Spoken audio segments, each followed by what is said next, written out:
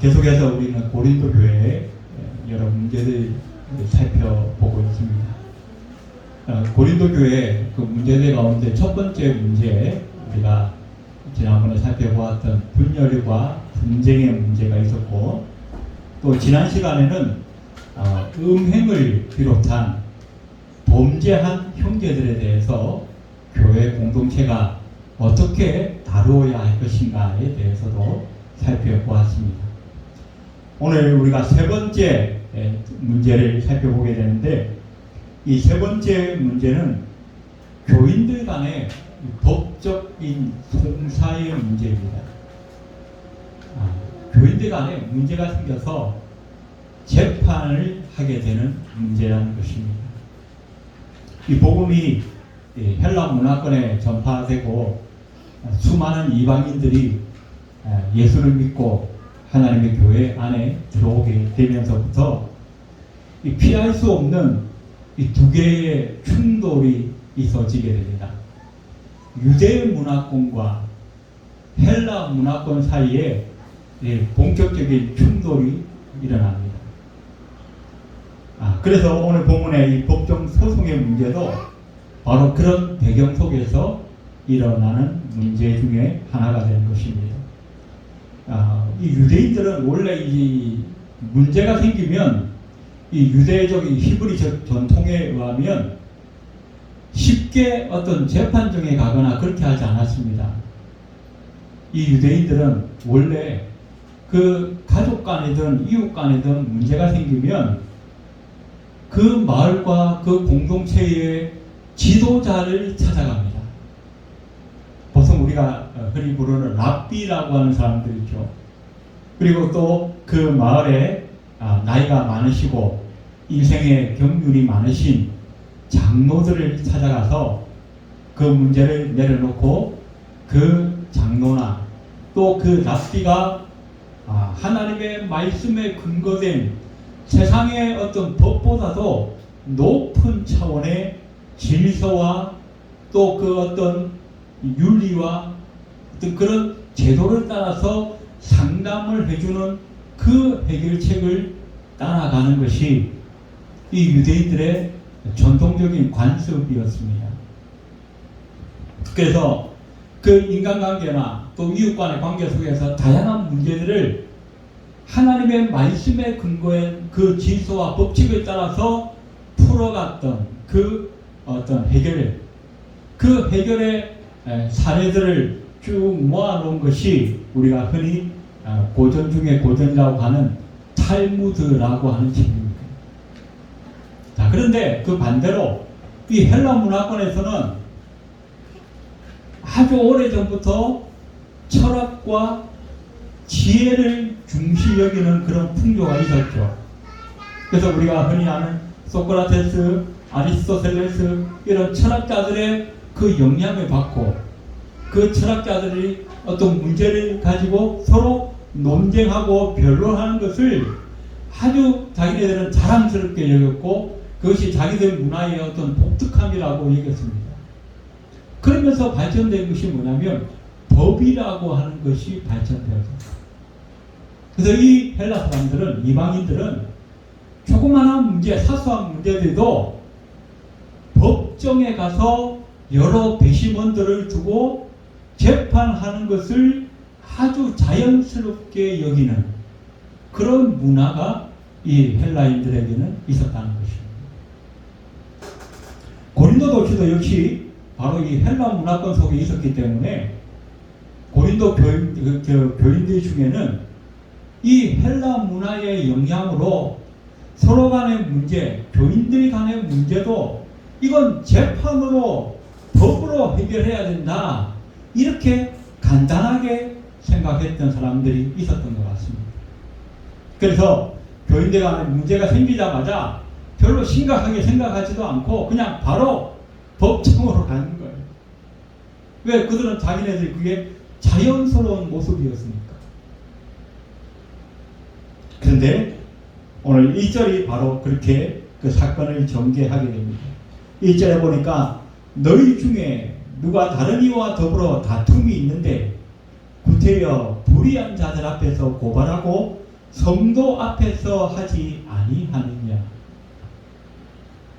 재판정에 가서 그 재판을 받는 그 사람들, 재판을 하는 요즘 시대로 하는 판사들을 향해서 바울이 뭐라 그랬냐면, 불의한 자들 앞에서 왜 재판하느냐, 왜 성도들 앞에서 하지 않느냐, 그렇게 말하고 있다는 것입니다. 이 말은 바울이 그 고린도 교회 그 배심원들과 재판하는 그 판사들을 저 나쁜 놈들이다 이렇게 얘기한 것이 아니라, 하나님을 기준으로 삼지 아니하는 사람들, 하나님을 신앙과 그 삶의 표준으로 삼지 않는 나머지 그 사람들, 쉽게 말하는 불신자들은 성경적으로 봤을 때 다 불의한 사람이라는 것입니다.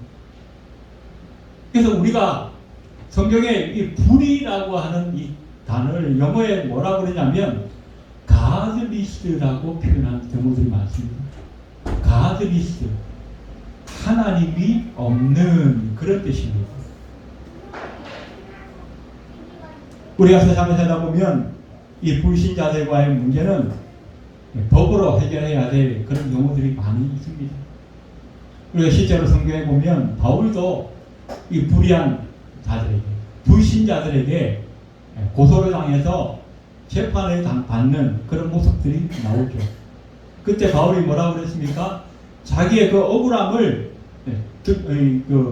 제대로 해결받기 위해서 자기가 갖고 있는 그 로마 시민권을 제시하면서, 내가 로마의 황기 앞에 가서 내가 직접 재판을 받겠다. 왜? 나는 로마의 시민이니까 그런 권리가 있다.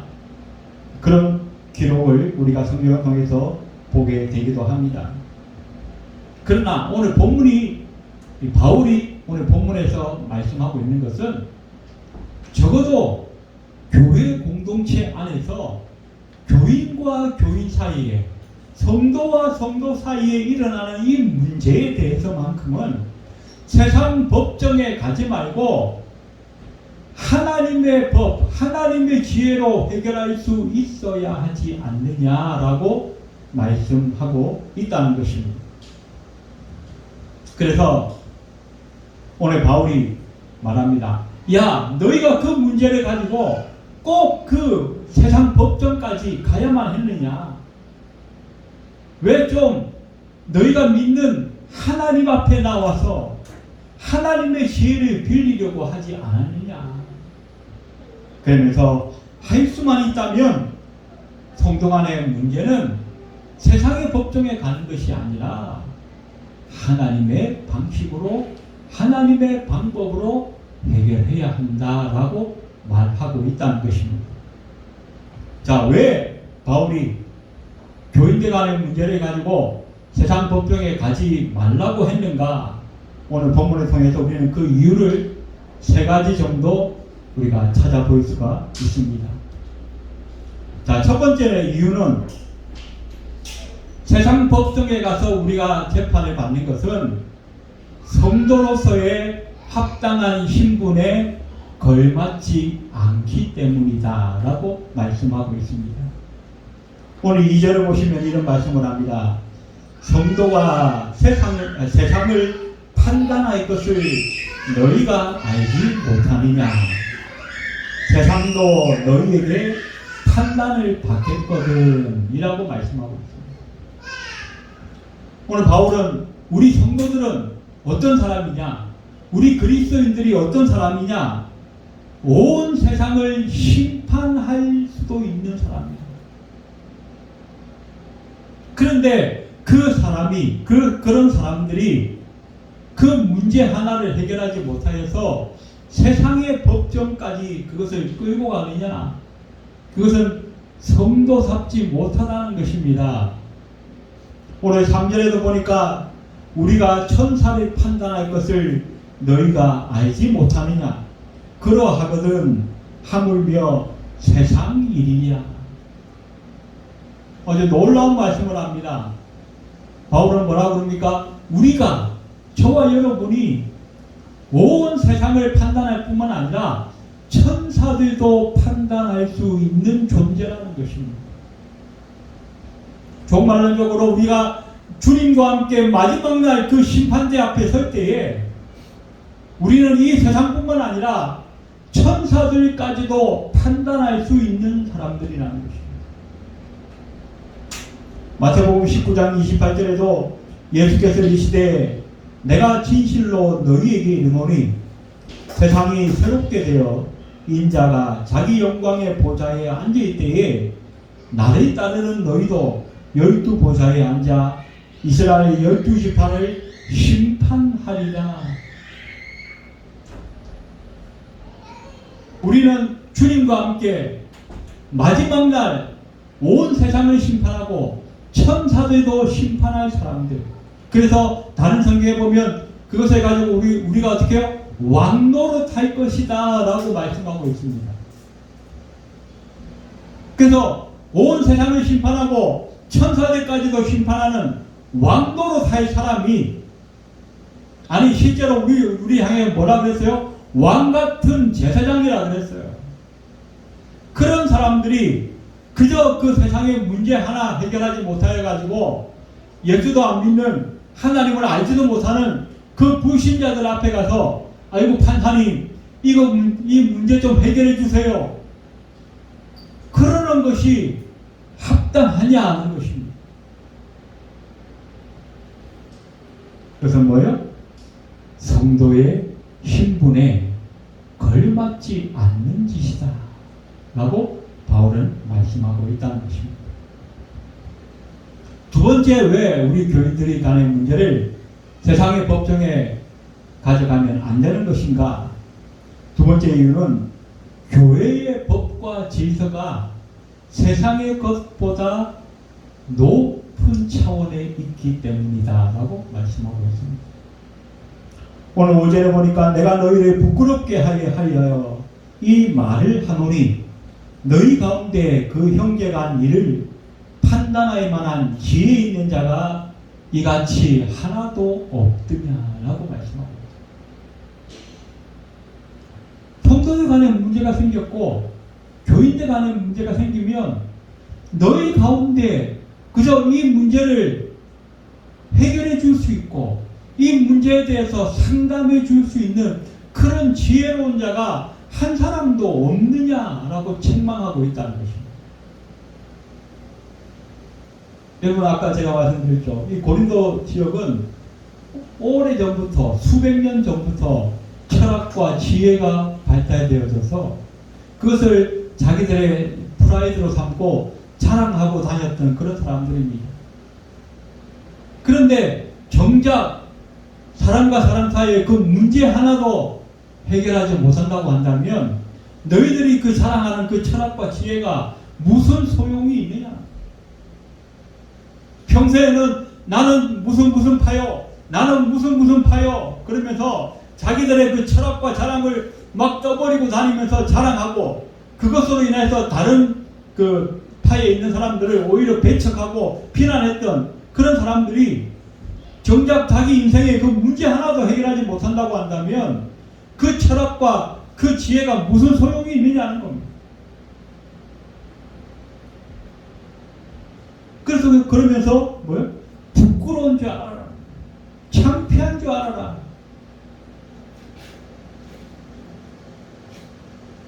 그래서 우리가 교인들 간에 이 문제가 생겼을 때에 이것을 세상 법정에 가지고 가지 않는 것은 뭐예요?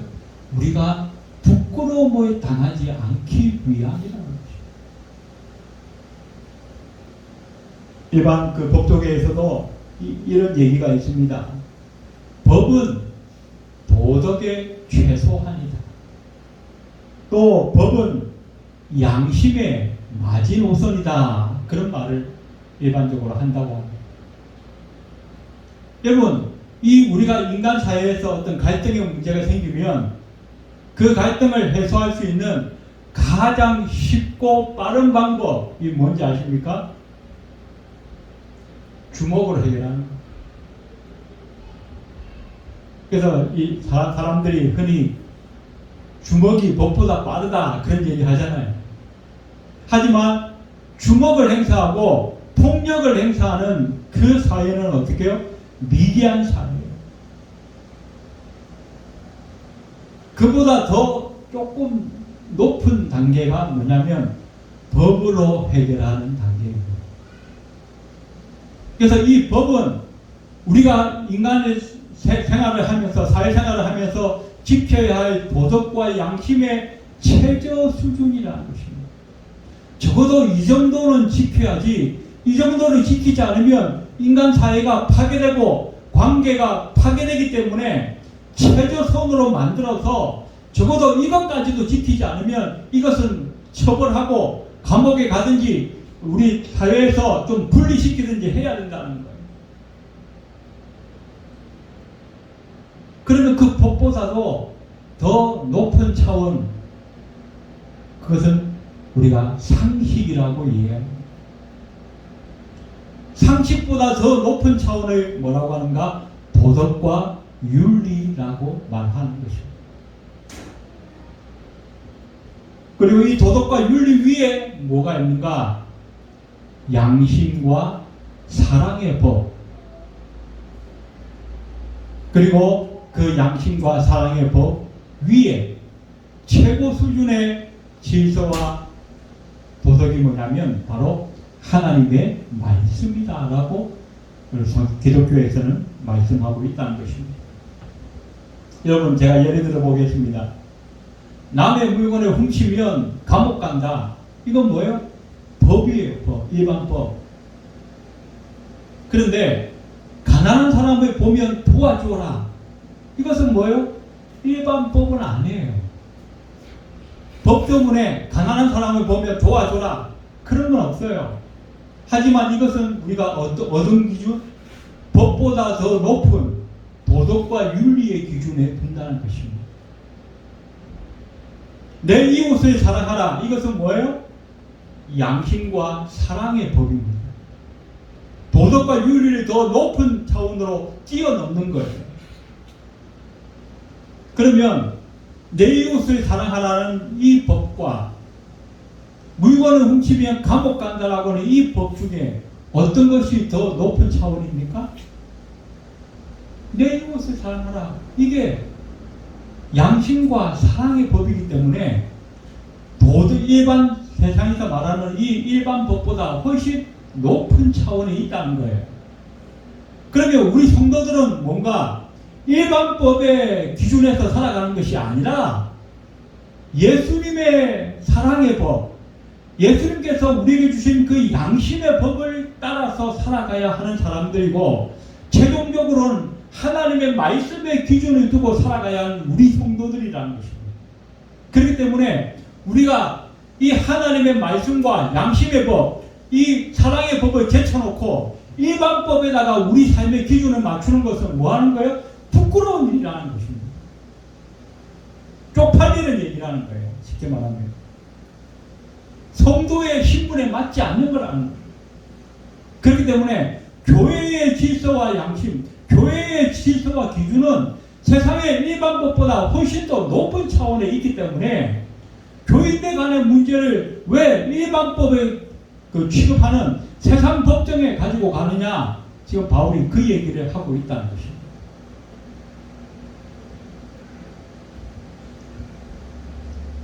세 번째로, 왜 우리 교인들 간의 문제를 세상 법정에 가져가면 안 되는가? 흔히 쉽게 이해하는 얘기를 하면 보면, 세 번째 이유는 하나님의 영광을 가리우기 때문에.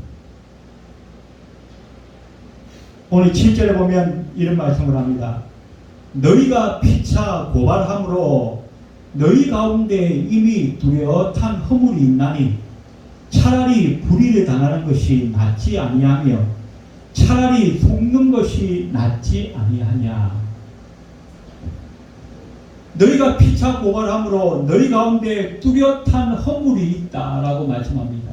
이 뚜렷한 허물이라고 하는 말을 헤메타라고 하는, 헤테마라고 하는 헬라어를 썼는데, 이 헤테마라고 하는 단어는 패배했다, 졌다 그런 뜻입니다. 너희가 완전히 패배했다는 거예요. 뚜렷하게 졌다는 거예요. 비록 세상 법정에 가서 누구는 승자가 되고 누구는 패자가 되겠죠. 일반적으로 보면 가해자는 패자가 되고 피해자는 승자가 되는 거죠. 왜? 대부분 피해자가 먼저 고발하니까. 그렇지만 그렇게 재판정에서 승자가 되었다 하더라도 예수 믿는 사람이, 하나님의 백성들이 일반 세상 법정에 갔다는 그 자체만으로 이미 교회가 망신을 당합니다.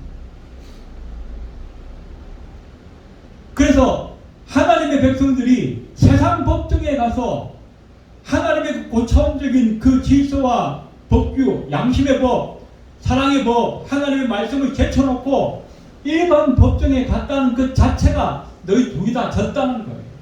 이미 진 거나 마찬가지야. 여러분, 교회 안에서 송사를 혹시 겪어보셨는지 모르지만 교회 안에서 송사 문제가 생기면요, 제일 먼저는 교회 분위기가 냉랭해집니다. 교회에 송사 문제가 있는데 와, 우리 교회는 은혜스러워, 뜨거워, 이런 교회 아무도 없어요. 하나도 없어요. 또 교회 안에서 송사 문제가 생기면 어떻게 해요? 그 주변 사람들이 먼저 알아요. 야, 저 교회는 소송 거는 교회래. 소송 걸었대. 우리 한국에도 요즘 뉴스에 보면 껍핏하면 교회와 교회 간에, 또 교회 안에서 성도와 성도 간에 서로 법적 문제로 다투고 하는 그런 교회들이 많이 생겨나지 않습니까? 또 교회 안에 소송의 문제가 생기면 우리가 제일 먼저 생각해야 될 것이 하나님의 영광을 가두겠습니다. 예수 믿어봐야 별 볼 일 없네. 뭐 사랑 외치더니 자기들끼리 물어뜯고 난리네. 그런 사람들이 다 손가락질합니다. 그리고 그 교회 교인들은 은혜와 열심이 다 떨어져요. 야, 우리 교회 이번에 소송한대. 내가 더 열심히 충성해야지. 이런 성도들 없어요.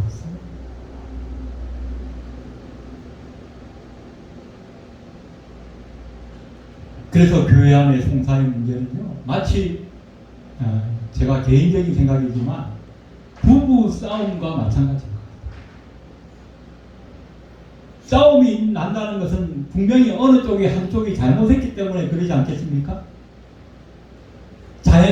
잘못한 사람이 있기 때문에 싸움이 나는 거예요. 하지만 잘했든 못했든 간에 그 부부 싸움을 하면 한쪽이 이긴다고 그게 진짜 이긴 겁니까? 둘 다 진 거예요. 그것은 온 동네 방네 소문이 납니다. 아이고, 저 집은 걸핏하면 싸우고 난리야.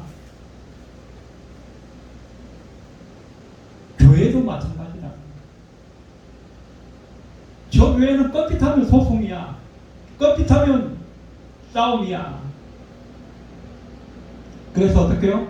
그 교인이 아무리 열심히 주변 사람들에게 전도한다 하더라도 니나 잘해라. 제발 싸우지나 말아라. 그러지 않겠습니까? 그래서 오늘 실제로 보니까 바울이 간절한 마음으로 이렇게 말합니다. 차라리 속는 것이 낫지 아니하냐. 차라리 불의를 당하는 것이 낫지 않느냐.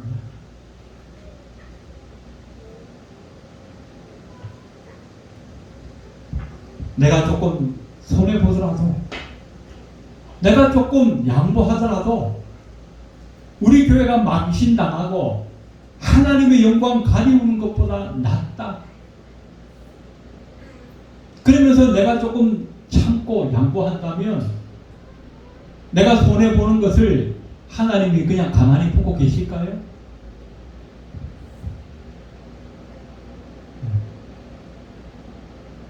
이나와 인준이가 서로 먹을 것 가지고 싸워요.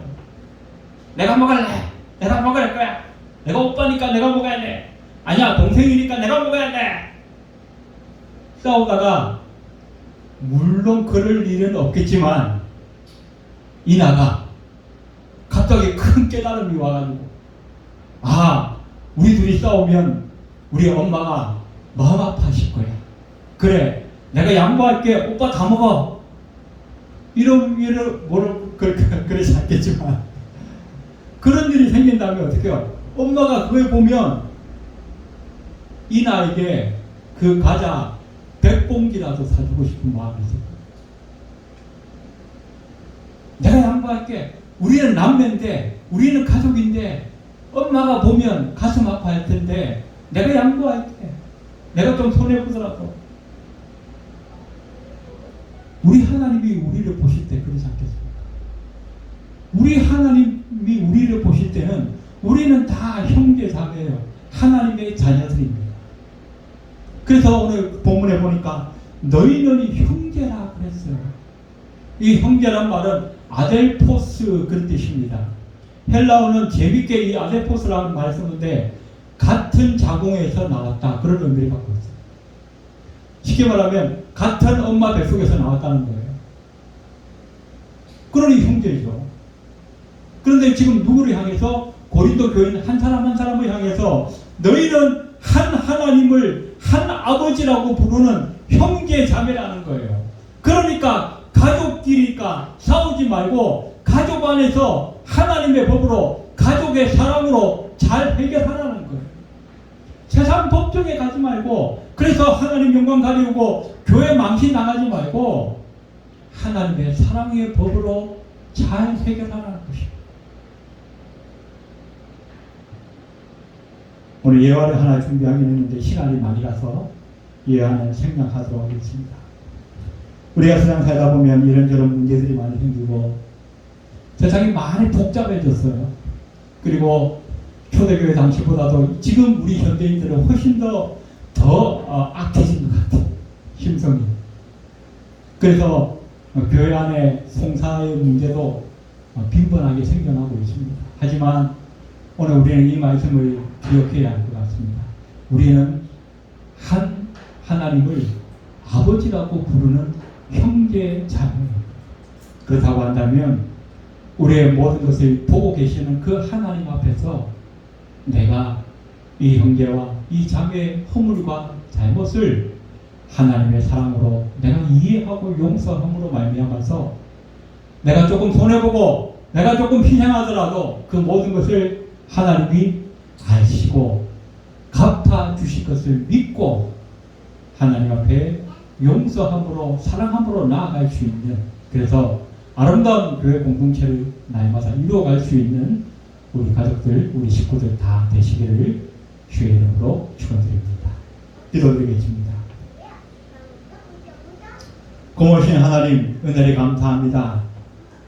우리는 한 하나님을 한 아버지라고 부르는 하나님의 자녀들이요, 하나님의 가족이요, 한 형제 자매인 줄로 믿습니다. 우리가 이 세상에 살면서 이런 문제 저런 문제 생긴다 할지라도 우리에게 합력하여 선을 이루실 하나님을 바라보며 믿음의 자리를 지켜갈 수 있도록 하나님께서 우리에게 주신 사랑의 법, 양심의 법을 기준으로 우리의 삶을 살아갈 수 있도록 주께서 축복하여 주시옵소서. 그리하여 아름다운 사랑의 공동체, 아름다운 교회 공동체를 이루어갈 수 있도록 주께서 역사하여 주시옵소서. 예배를 마치고 돌아가는 발걸음 위에도 함께하여 주옵소서. 예수님의 이름으로 간절히 기도드리옵나이다. 아멘.